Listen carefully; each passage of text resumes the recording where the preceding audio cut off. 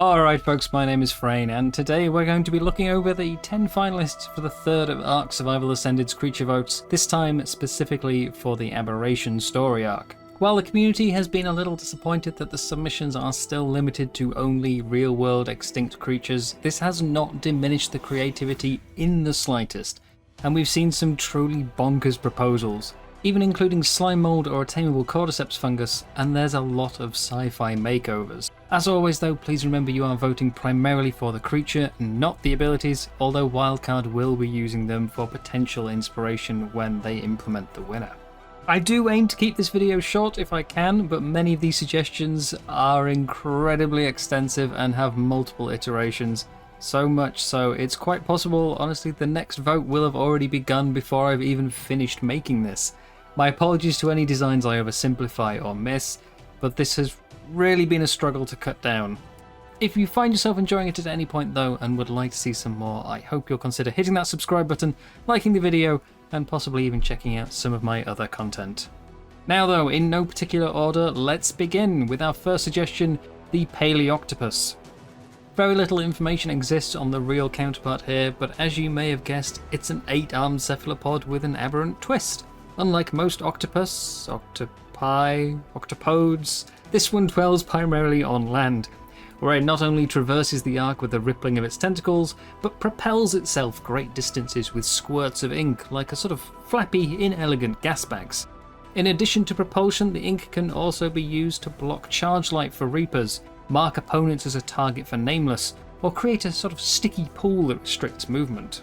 Its many winding limbs enable it to equip shields for defense, open locked doors, auto-collect items, and subtly poach drake eggs without causing any aggro. A second alternative suggestion for this creature instead shrinks it down to create an octopoid shoulder pet.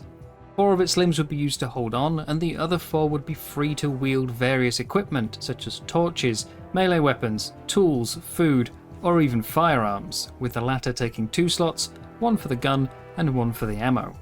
Usage of these items will be tied to a levelable intelligence stat. For instance, the club is for some reason a level 8 unlock, therefore you would need a level 8 intelligence to be able to wield one. Finally, chromatophoric cells would provide camouflage to the survivor and let you permanently change the colours of other tames. Next up we have the Cimerarachne Yingi, essentially a spider with a tail. For any arachnophobes watching, I won't be using any pictures of the real creature here, so no need to worry, obviously out of courtesy, and not just because I rapidly scrolled past them during research. Again, very little information exists, but all of our versions here scale it up from the real itsy bitsy 2.5mm to something much larger. The first is a heavily sci-fi inspired design with glowing alien-esque body that it would use to hypnotise and entice prey. Smaller creatures would be lured in until they take damage, while larger would be stunned on the spot, and survivors would be forced into a mini-game to break the trance. As a spider, it naturally also comes with web abilities in the form of an organic net gun, temporary zipline, and a poisonous web bomb. Further additions include powerful jumping, wall climbing, and the production of a special spider milk to raise its infants and provide a carnivorous alternative to veggie cakes. The male and female will be tamed differently, with a special mirror-reflecting hypnosis to drop a male egg sac, and an arena-like nest where the larger female mini-boss would be fought only on foot. A second submission is much simplified and bears a more traditional spider look, living in webs on the ceiling and requiring you to grapple or climb to retrieve its eggs. It will be able to create ziplines, deploy sticky traps, and hoist itself or other creatures up on its own natural grapples. Something I'm surprised the Uranio can't already do, to be honest. It's one of the simplest designs in this vote, honestly, it doesn't even employ its tail for any special purpose. And finally, there was a third submission that I'm hesitant to include. With classic internet behaviour, the poster had a bit of a tantrum that theirs was merged into someone else's thread with claims of idea copying and I came up with it first, so they chose to remove it instead. Ultimately, I'm not sure if Wildcard would take it into consideration as a result, nor do I want to really give attention to such childishness, but the details do still exist in the thread due to quoting, so just in case they are looked at, it was roughly the size of a Triceratops, and its primary attack inflicted a stacking percentage-based poison similar to a Deinonychus bleed. only with its own separate stacking. The tail was used to fling smaller spiders from its back, with various uses such as poisonous explosions or knitting wounds on allied creatures. After stealing an egg and incubating one in your own constructed nest, each spider you raised would come with an additional randomized evolved ability inherited from its parental line, including toxic blood, poison projectiles, and silk grapples. Moving on, we have our third creature, the Ornimegalonyx. Coming from a flightless owl that was roughly a metre tall, this suggestion doesn't have much of a size increase, but has certainly taken on the spirit of the ARK. Living in the green or fertile zone, it would sit high on perches in a sentry mode, scanning the area like a living spotlight. Throwing a light pet into its beam as a sacrificial snack would lure it down and raise its taming affinity, with higher pets providing a larger percentage. Once acquired, your owl would provide a near infinite zoom and parabolic mic, which inherits the function of any visual aid you're currently holding. Not a very subtle spy though, as it would do this by projecting an intense beam of charge light wherever you're looking. Along with the standard charge light features like weakening reapers, this would also reveal invisible creatures and show trap locations.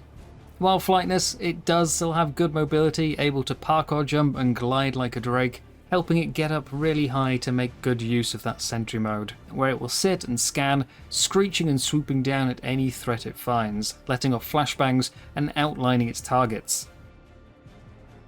Next up is the Maevia Eureka, or Fluffy Jumping Spider, which narrowly missed out on the Ragnarok vote. Again, I will refrain from using any real world pictures here, but you can see just how it looks in the dossier. Billed as a taming companion primarily, it would use a target lock ability to ensure its webs hit their mark, where they would apply both torpor and bowler effect. Further web uses include making grappling hooks, zip lines, cocooning prey to slowly convert them into resources, and the creation of sticky lures to attract and ensnare creatures. Maybe even ridden tames if I've interpreted it correctly. If you've ever seen a jumping spider, it will come as no surprise that it can also climb walls and has some impressive abdominal markings used to scare predators. Regular taming only possible on the smaller male, with the larger female needing to be wooed via an impressive synchronized dance and showering of gifts, not that dissimilar to some human teenage courtship. Curiously though for this one, jumping isn't listed in its abilities, but presumably they felt it was a bit redundant to mention given its name. Our fifth entry is the Koolasuchus, a large amphibian from approximately 120 million years ago, and has more individual suggestions than any other I've seen in this or previous votes. I cannot possibly list them all in full detail, so a brief encompassing description is a creature that dwells in the blue zone with a voracious appetite, capable of swallowing creatures whole. The first suggestion adds a cloaking ability, allowing it to lie in wait with only a glowing tongue visible for enticing prey. If you see the cooler in this state, you must approach it, wait for it to begin inhaling in a vast swirling vortex. Slow reactions will lead to you getting caught in its maw, but this can be prevented by throwing a species Z plant, which will force it to decloak and gain some torpor, eventually knocking it unconscious and allowing you to begin feeding. Equipping your tamed cooler with a special enclosed saddle and taking it into one of ARK's rivers, be it water or element, will allow you to use the vortex to fill internal reservoirs and enable a high pressure jet attack. Further abilities include a tail knockback, leap, strong water mobility, and the conversion of liquid element to solid. Cooler Incarnation number 2 instead lunges forwards to swallow up anything up to the size of a woolly rhino, and then use it as a form of disgusting bile-infused projectile, the range of damage of which would depend on their meal of choice. Its glowing jaw would radiate different colours to inform the presence of enemy players, high-level creatures, reapers, or simply its receptiveness to being tamed.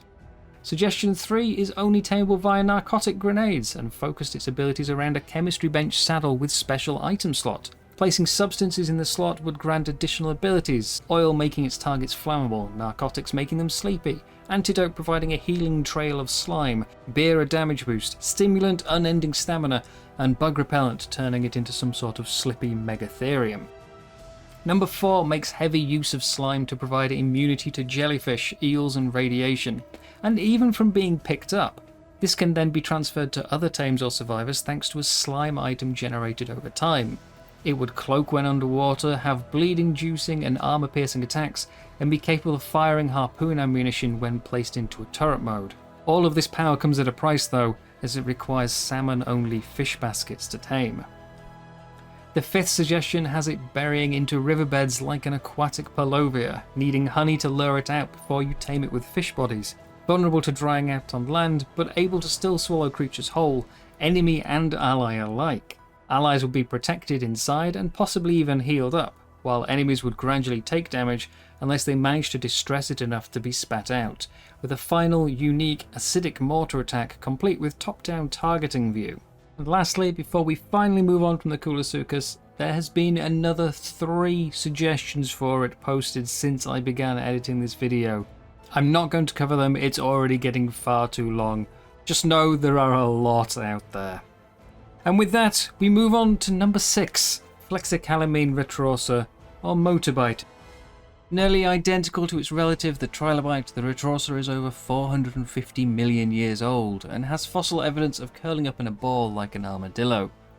It is from this fossil that the Motorbite takes its inspiration, again vastly scaling up to become a rideable mount, but one with a biological wheel. While I want to remain as unbiased as possible, I have to admit I really struggle with this. It's not an entire creature rolling here like a Dodec, but instead it tucks its tail under and it becomes a separate rotating body part. This is something never seen before in nature, and while ARK clearly has its own evolutionary ideas, especially when elements involved, this one unfortunately stretches too far for me. However, I'm not here to try and influence you, and if this design revs your motor, you'll be happy to know it can be tamed relatively easily. All it takes is placing foundations to provide a smoother surface to roll on, with higher tier structures providing more affinity. At various stages it will stop, wanting a feeding of pearls, before resuming on its way. As a land mount it will be incredibly fast and able to drift around corners, while in the water it would cling to surfaces and provide an immunity to shocks and stuns. Not just a travel mount though, as its saddle also has charge light headlamps and a pearl firing cannon. Regardless if it breaks my suspension of disbelief though, its own suspension would certainly make it a fun ride, and it is pleasantly one of the more balanced suggestions with some incredibly good artwork to boot. Next up is the Shunosaurus, a smaller sauropod that lived in China 160 million years ago. Smaller is of course relative though, as it's still an imposing 10 meters long. Really fantastic artwork for this one again, and the creature itself has an incredibly unique look when compared to any other sauropod in the game, giving it a very defensive feel akin to some sort of apex Anki. This is also reflected in its abilities, with damage resistance from the rear, an active ability to parry and reflect attacks, and a herd buff that further boosts resistance, damage and speed.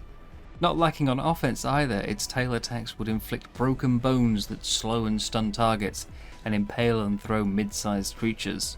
It's even a good gatherer, able to harvest stone, metal, crystal, obsidian, wood, fibre, thatch and berries, all of which would have their weight reduced in its inventory, while its platform saddle brings a forge and mini grinder. To tame the Shuno would require saving it from an attacker that it probably wasn't in any danger from, let's be honest, and you'd likely brought over on purpose. The Shuno would then accept the veggie cake and follow the player around as hordes of Nameless appear from every direction, obviously jealous of its newfound friendship. Taming effectiveness will be determined by how much health remains once all waves have been defeated. Our next entry is the Teraterpeton, a curious lizard with a long, pointed, toothless snout. Although as with many here, it is known again only from a single partial skeleton, so it's entirely possible that it actually normally had teeth, and this particular one just had a run-in with an angry dentist. An idea this submission is clearly behind, as its jaw here is filled with all the sharp, pointy pain you expect in ARK.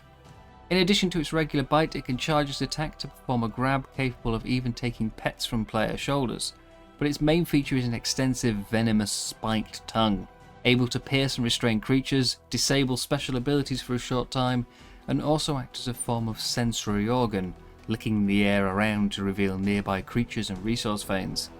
In many ways a straight upgrade over the Megalania, as it is again capable of wall climbing, although of course the Megalania isn't present on Aberration.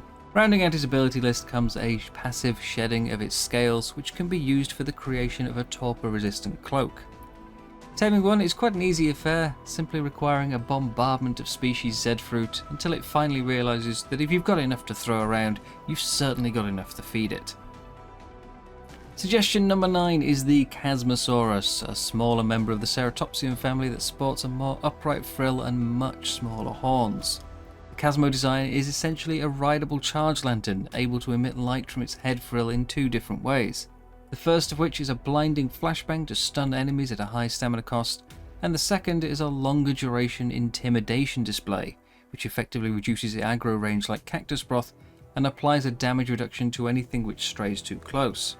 Its living battery status is further cemented by natural markings that display how much charge remains, a saddle with battery charging ports, and a synergy with other light-emitting flora and fauna in the form of a damage and defense boost when exposed to other sources. A second submission follows a similar theme, with a flashbang that is doubly effective against Reapers and a forward-facing charged spotlight, although both would require rare mushrooms in its inventory to fuel them. To help keep the light pointed where needed, the creature can move in the same way as a survivor, strafing and rotating on the spot. And if a glowing trike seems like a creature you'd like, then you'll need to tame one, and both submissions do this with a well-timed reflection of its flashbang, followed by a species Z fruit feeding. And finally, rounding out the top 10 is the Yi-Chi, or its alternative ARK-adjusted species name of Yi-Hui. Approximately 160 million years old, and once again known only from a single specimen, the Yi was a small gliding lizard. Naturally, its arc form retains this gliding ability while also allowing you to cling to walls and having access to rapid multi-directional dodges, which will provide quick evasion and brief damage immunity. For its offensive capabilities, this submission is an extremely unusual design, with a form of delayed damage attack. Sharpened quills are fired into your target from a distance and then activated to cause all of their damage at once via a regular bite. The more quills, the more damage. These quills or feathers would need to be generated over time in its inventory, with the speed of production determined by its stamina stat and maximum firing capacity tied to its melee. To enhance this stacking damage, they propose additional applicable effects, ranging from hallucinogenic or freezing mushrooms, torpor-inducing narcotics, or burning from propellant. To tame one would need perfect timing, as it would only be nettable during its eviscerating dive. So first you need to allow it to build up its death mark on you, putting yourself highly at risk should you miss that all-important shot. I don't suppose it would be implemented in this way though, because of course the net projectiles were not added until a later DLC, and as such are not available on Aberration by default. With that though, we reached the end of our list. Personally, not as interesting of a top 10 this time around, but in terms of variety and creativity, the community has definitely gone the extra mile, although probably once again a little over the top in terms of the quantity of abilities, and it's definitely made this video a lot longer. Naturally, many are simply listing potential ideas and not expecting their creature to get them all, but for some they are absolutely key parts of the design. One thing's for sure though, with the absence of flyers on Aberration, there's a clear desire in these suggestions for greater mobility. Almost every single one features some form of travel aspect. But time will tell if the devs agree or intend Aberration to be an arc of difficult traversal through and through. I would also like to give a special mention to one particular creature submitter here, which is Shockal, the designer of the owl. Why? Well, because he actually ended up with 2 suggestions in the top 10, but graciously requested that one of them be removed as he felt it was unfair to other people. Not necessary in my opinion, as after all we're voting for the creature, not the person. And if he's designed 2 that people like, why shouldn't they both have a chance at addition? But nonetheless, a very kind decision, and I'm sure for someone else seeing their idea make the top 10 as a result has really made their day. Now, there is a link down in the description for you to issue your vote if you wish. Thank you all very much for watching. Let me know what you think in the comments, and here's some more content if you feel like checking it out. I'll be back to talk about the results in a week or so, but for now, bye bye.